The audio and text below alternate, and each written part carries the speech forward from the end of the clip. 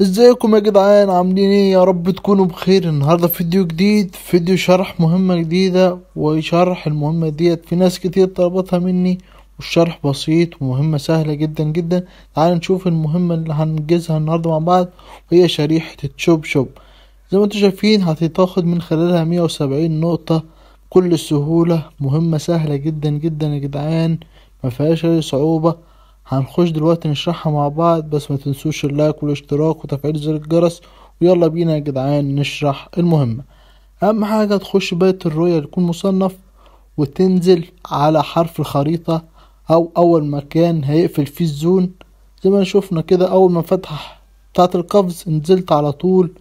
وهنزل بقى الوت في مكان بعيد عن الناس كلها يا جدعان، عشان محدش يضربك، وتعمل المهمة بكل اريحية. هتنزل في مكان بعيد وتلوت دنيتك، وتستنى الزون لغاية لما تقفل. زي ما انا بعمل كده يا جدعان، لوت وقلت بقى نستنى هنا في مكان بعيد عن الناس. وطلعت فوق بيت كده عشان ادمج روحي بكل سهولة. وهنا بدأت الزون تقفل يا جدعان، وهنستنى لما الزون تيجي عليا عشان تدمج فيا واحدة واحدة. زي ما انا بعمل كده يا جدعان هتعملوا بالظبط.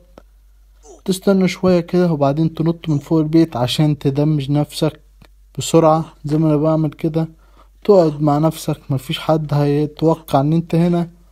تنتظر لغاية لما الزون تقفل، او لغاية لما قوتك تقل. زي ما انا بعمل كده، وهطلع تاني، هطلع فوق البيت عشان ادمج نفسي بكل سهولة، واسرع من عمل المهمة، مش تطول معايا. زي ما انتوا شايفين كده، هنطلع فوق البيت تاني وندمج روحنا يا جدعان. زي ما انا عملت كده. اهم حاجة تفضل تدمج في نفسك، بس اهم حاجة يكون الدمج كله في الزون يا جدعان. تنتظر شوية كده، ما تخشش الزون دلوقتي غير لما تلاقي صحتك بدأت تقل جامد.